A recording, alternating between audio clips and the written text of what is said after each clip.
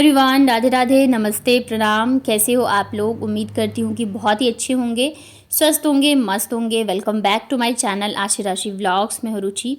तो यहाँ पे मैं कर रही हूँ दोपहर के लंच की तैयारी। बच्चे जो हैं स्कूल से आ गए थे और आजकल जो है ना खाना बहुत ही ज़्यादा सिंपल ही बनता है। दाल चावल भुजिया या दाल चावल चोखा ऐसे ही बनता है। एक तो टाइम की वजह से भी, दूसरा ये है कि बच्चों को थोड़ा सा मैं हल्का ही खाना दे रही थी, लेकिन बच्चे जो है ना बोर हो गए ये खाना खा खा के। आजकल बच्चों को भी ना एकदम चटपटा टेस्टी वाला खाना चाहिए होता है। तो यहाँ पे मैंने दाल में आलू डाल के चढ़ा दिया, क्योंकि आज मैं दाल चावल चोखा ही बनाने वाली हूँ। और दाल जो है ख़त्म हो गई थी तो मैंने डब्बे में वो भी मैं भर दूँगी। और कल एक सिस्टर का कमेंट आया था कि दी, आपका जो किचन का ऊपर वाला रैक है वो बहुत ज़्यादा गंदा लग रहा है, उसे आप साफ़ करो, मतलब कि सेट करो। तो देखो डियर, जब से मैं आई हूँ ना छुट्टियाँ ख़त्म करके, तब से मतलब मैं इतनी परेशान हूँ कि मुझे ही पता है। कभी बच्चे बीमार, कभी कुछ, और अकेले मुझे सारी चीज़ें देखनी होती है। घर के काम, बच्चों का स्कूल, उन्हें डॉक्टर के पास लेके जाना, और आशी के यूटी चल रहे हैं तो साथ ही उसकी तैयारियाँ। तो मतलब इतनी सारी चीज़ें हैं ना, तो टाइम जो नहीं मिल रहा है वो तो अलग चीज़ है। मेरा ध्यान ही नहीं जा रहा है कि अभी कहाँ क्या कैसे पड़ा है, नहीं पड़ा है, मुझे बिल्कुल ही नहीं ध्यान है।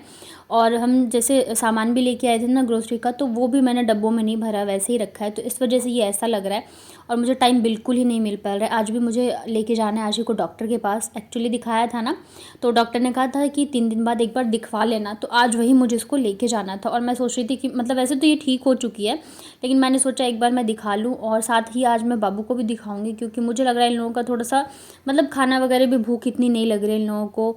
और मतलब वेट का भी मुझे लग रहा था कि मैं एक बार बात कर लूँ। और बाबू जो है ना वो भी मतलब मोस्ट ऑफ द टाइम जो है ना कंप्लेन करते थे कि मेरे पेट में दर्द हो रहा है, पेट में दर्द हो रहा है।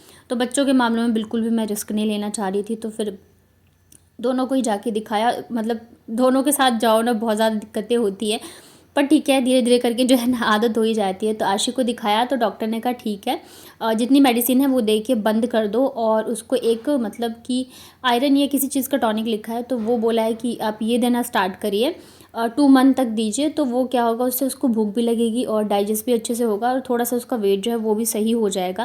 क्योंकि मतलब भूख उसको लगती नहीं है, बहुत ज़बरदस्ती मुझे खिलाना पड़ता है। अब पता है 1 घंटे लेके मैं बैठूँ, मतलब खुद से खाना ही नहीं चाहती। अब बच्चे को देखो भूख लगती है तो वो खुद से खाता है अच्छे से, जब उसे भूख ही नहीं लग रही है तो ज़ाहिर सी बात है वो क्या ही खाएगी। तो मुझे मतलब 1 घंटे तक कहानियाँ सुनाई, खिलाओ, चीज़ें करो, तो मुझे बहुत ज़्यादा प्रॉब्लम हो रही थी। उसके बाद फिर बाबू को भी दिखाया, तो हल्की फुल्की उसको भी मेडिसिन दी है। और सबसे अच्छी चीज़ क्या है ना, मतलब इन डॉक्टर की, ये कभी एक्स्ट्रा मेडिसिन नहीं देते, या अगर ज़रूरत नहीं होगी किसी चीज़ का, तो एक होता है ना कि डॉक्टर ज़बरदस्ती का लिख देते हैं या टेस्ट वगैरह बोल देते हैं या कुछ, तो वैसा कुछ नहीं है। वो उतनी ही चीज़ें देंगे जितनी की ज़रूरत हो। और मतलब क्योंकि भाई आशी जब से हुई है ना, मतलब उनकी जो वाइफ़ है वो गायनी है, तो मेरी जो डिलीवरी है वहीं पे हुई हुई है, और जो हस्बैंड है वो बच्चों के डॉक्टर है, तो मतलब हमेशा से वो उन्हीं से मैंने दिखाया है। तो इतने टाइम से जा रही हूँ ना, लगभग 5 साल तो होने वाले, तो वो एक हो जाता है ना कनेक्शन भी। तो कई बार ऐसे होता है कि मैं कहीं जाती हूँ, मतलब कि मैं आउट ऑफ जयपुर होती हूँ, जैसे कानपुर हूँ या मैं गाँव में हूँ या दिल्ली में हूँ, तो मैं कॉल पे भी उनसे पूछ लेती हूँ कि मतलब ये दिक्कतें हो रही है बच्चों को, तो मुझे मेडिसिन बता देते हैं। तो यहाँ पे फिर मैं आ गई थी, कपड़े वगैरह मैं धो के गई थी, ढेर सारे धुलने थे मुझे। अभी मैं डेली कपड़े भी नहीं धो पा रही हूँ, क्योंकि भाई काम इतने सारे हो जाते हैं ना, और फर्स्ट प्रायोरिटी जो है वो बच्चे ही होते हैं। कपड़ों का क्या होता है ना, चलो आप 1-2 दिन नहीं भी धुलोगे तो चल जाता है, लेकिन बाकी के जो काम होता है ना वो आपको डेली करने ही करने पड़ते हैं। बर्तन धोना हो, खाना बनाना हो, नाश्ता बनाना हो, बच्चों को स्कूल छोड़ना हो, तो ये सारी चीज़ें जो है ना आपको करनी ही करनी है। तो कपड़े जो है इस बीच में मैं ऐसे गैप कर करके ही धोती हूँ, एक साथ धो लेती हूँ। बरसात का मौसम है, ये तो रहता ही है डर कि कहीं अगर डेली वाली बरसात लगी तो दिक्कत हो जाएगी, लेकिन फिर क्या ही करूँ। और आशी देख रहे मेरे पीछे पीछे आ गई थी ऊपर। और उसके बाद फिर आज यहाँ पे मैंने सैलेड बनाया था, चोखा बनाया था, दाल चावल, साथ में थोड़ी सी भिंडी की भुजिया थी। जब बच्चे स्कूल से आते हैं ना तो मैं उन्हें थोड़ा बहुत खिला देती हूँ। खाना जो है मैं उन्हें 1:30 या मतलब 1:30 बजे तक, 1 या 1:30 के बीच में ही देती हूँ, लंच जो उनका होता है। फिर यहाँ पे शाम को देख रहे इतनी झमाझम वाली बारिश आई थी ना, मतलब मैं जब से आई हूँ तब से, वैसे बारिश तो आती है हल्की फुल्की, लेकिन इतनी अच्छी वाली बारिश जो है नहीं आई थी। एकदम मौसम इतना अच्छा हो रहा था ना, और पानी भी आ रहा था, तो मैं बस वही जा रही थी नल खोलने के लिए, ताकि मैं जल्दी जल्दी से बर्तन धो लूँ। और मेरा मन इतना कर रहा था बारिश में नहाने का, क्योंकि इस बारिश का जाने कब से वेट था कि कब आएगी बारिश, कब आएगी बारिश। लेकिन फिर ये था कि अकेली हूँ बच्चों के साथ, अगर मेरी तबीयत ख़राब हो गई तो फिर बच्चों को कौन देखेगा। अकेले रहो या कैसे भी रहो, बच्चों को तो देखिए, बच्चों को देखना हो या घर का काम करना हो वो हमें ही करना होता है। और साथ ही एक दिक्कत ये थी कि जैसी अगर मैं नहाऊंगी ना तो मेरे पीछे पीछे ये दोनों भी आ जाएंगे, तो इन्हें अगर ये बीमार पड़ गए ना तो फिर ज़्यादा दिक्कत हो जाएगी। तो इस वजह से फिर मैंने कहा चलो छोड़ो, क्या ही नहाना। लेकिन बारिश जो है बहुत ही तगड़ी वाली आई थी, मौसम इतना अच्छा हो गया था। तो फिर यहाँ पे मैंने अपने शाम के जो भी काम वगैरह थे निपटाए। और आजकल जो है मैं ऐसी कपूर और लौंग जो है वो जला देती हूँ। बरसात का मौसम है ना, तो अच्छा रहता है। और मतलब वैसे ही बरसात के मौसम में इतनी सारी बीमारियाँ चीज़ें होती हैं, तो बस यहाँ पे जला दिया है। शाम की पूजा वगैरह मैंने कर ली है। और अभी क्या है ना, मैं ढंग से पूजा भी नहीं कर पा रही हूँ जब से आई हूँ ना। नहीं तो मेरा रेगुलर था कि मैं शाम को तो अच्छे से ही पूजा करती थी, लेकिन जब से आई हूँ ना तब से वो भी नहीं कर पा रही हूँ मैं। तो यहाँ पे पूजा वगैरह हो गई है। और प्लीज़ आप लोग अभी ऐसे कमेंट मत करिएगा कि रूम गंदा लग रहा है या किचन गंदा लग रहा है। जब सारी चीज़ें थोड़ी सी सही होंगी ना, तब जाके फिर मैं खुद ही करूँगी, क्योंकि मैं रह रही हूँ तो मुझे खुद ही अच्छा नहीं लग रहा है। बट अभी जो है ना, बच्चों की हेल्थ ज़रूरी है, बाकी घर के काम ज़रूरी है। मैं खुद इतना ज़्यादा थक गई हूँ ना, क्योंकि मेरी रात की नींद भी पूरी नहीं हो पा रही है। फिर यहाँ पे आशी को लेके मैं बैठ गई थी उसके होमवर्क और रिवीजन कराने के लिए। और कपड़े वगैरह जो मतलब कुछ तो सूख गए थे, वैसे मैंने लेट डाला था सूखने के लिए कपड़े। तो जो मोटे वाले कपड़े थे ना, वो मतलब नहीं सूखे थे, तो फिर मैंने रूम में डाल दिया था और पंखा चला दिया है तो सूख जाएंगे। और इधर मैंने आशी को बिठा दिया है होमवर्क करने के लिए और रिवीजन वगैरह करने के लिए।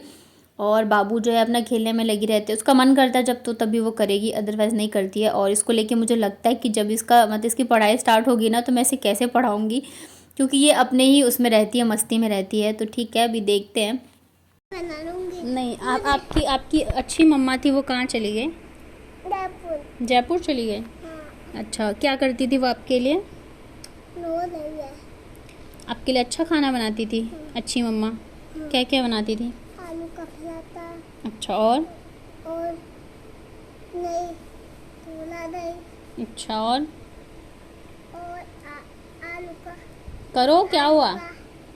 आलू का। अच्छा, मैं अच्छा खाना नहीं बनाती हूँ? नहीं, रोटी सब्जी बनाती हो तो मेरी अच्छी मम्मा नहीं है घर में। कहाँ चली गई तुम्हारी मम्मा? चली जाओ अपने मम्मा के पास, अच्छा खाना बना के खिलाएगी। ठीक है, पैर में रखकर रखी मम्मा नहीं देखती हो। तो अच्छा खाना किसको बोलते हैं बताओ? तभी तो गुड्डा हो क्या? पहले बता, अच्छा खाना किसको कहते हैं, तभी तो बनाऊंगी मैं। आलू का पराठा अच्छा खाना होता है? डेली डेली आलू का पराठा खाओगी तुम? तो जैसे मैंने बताया था कि बच्चे जो है ना, खाना खा खा के बोर हो चुके हैं। और आलू का पराठा इतना पसंद है ना बच्चों को कि मतलब क्या ही बताऊँ। तो बाबू जो है ना, हमेशा बोलेगी कि आलू के पराठे खाने हैं, आलू के पराठे खाने हैं। तो बड़ी मुश्किल से उसे मैंने समझाया है, फिर भी ज़िद तो करती रहती है। खिलाने में थोड़ी ज़्यादा ही मुश्किल हो रही है अभी बच्चों को। 1-2 दिन बाद से मैं कोशिश करूँगी थोड़ा अच्छा अच्छा बना के खिलाऊँ। फिर इधर आ गई थी मैं किचन में डिनर की तैयारी करने के लिए। तो इतनी ज़्यादा थकान हो जाती है ना कि फिर कुछ बनाने का मन नहीं करता है। तो दाल और चोखा रखा हुआ था, तो बस मैं यहाँ पे रोटी बनाऊंगी और साथ ही थोड़ा सा कुछ बना लूँगी, देखती हूँ खाने के लिए। और एक और सिस्टर का कमेंट आया था कि मैं कौन सा ऐप यूज़ करती हूँ अपने वीडियो को एडिट करने के लिए। तो मैं InShot यूज़ करती हूँ और काफ़ी अच्छा ऐप है। पहले मैं काइनमास्टर से करती थी, बट उसमें क्या है ना, लोगों का इशू रहता है, तो InShot में ये नहीं रहता। तो इस वजह से मैं इसी से करती हूँ और ये मुझे अब काफ़ी मतलब यूज़ टू हो गई हूँ, तो मैं बहुत अच्छे से कर पाती हूँ। और कृतिका चौहान का कमेंट आया था कि उन्होंने अपना चैनल बना लिया है। तो पहले तो कॉन्ग्रेचुलेशन, आपने अपना चैनल बना लिया उसके लिए। और आप पूछ रहे थे कि मोनेटाइज हो गया या कैसे पता चलेगा। तो देखिए, मोनेटाइजेशन होता है तो मतलब कि हमारे पास 3000 घंटे और 500 सब्सक्राइबर होने चाहिए, तब जाके हमारा चैनल जो है वो मोनेटाइज होता है। तो इसके लिए ना, आप एक ऐप आता है YT स्टूडियो करके, आप वो डाउनलोड कर सकते हो। वहाँ से आप सारी चीज़ें मैनेज कर सकते हो। वैसे तो अभी आपने चैनल ओपन ही किया है, तो अभी आप ढेर सारा मेहनत करिए और डेली अच्छे अच्छे व्लॉग्स डालिए, तो तब जाके आपका चैनल मोनेटाइज होगा। थोड़ा सा टाइम लगता है, हाँ, बट आपका लक अच्छा रहा और आपने अच्छी मेहनत करी तो जल्दी भी हो जाता है चैनल मोनेटाइज। तो यहाँ पे देखिए रोटियाँ जो है बन गई है। और आज जो मैं बनाने वाली हूँ ना, तो ये हमारे इधर तो खाते हैं, मुझे ये बहुत पसंद है। मैं चावल के साथ भी खाना पसंद करती हूँ और रोटी के साथ भी मुझे खाना बहुत ही अच्छा लगता है। तो प्याज फ्राई मैं बना रही हूँ। और आप लोग ये ट्राई किया है या नहीं मुझे बताइएगा, आप लोग इधर खाते हैं या नहीं। तो यहाँ पे सरसों के तेल में मैंने डाली है थोड़ी सी मेथी, और यहाँ पे मैं एक मिर्च को सूखी हुई जो मिर्च होती है ना, उसे तोड़ के डाल दी है, तीखी वाली है ये।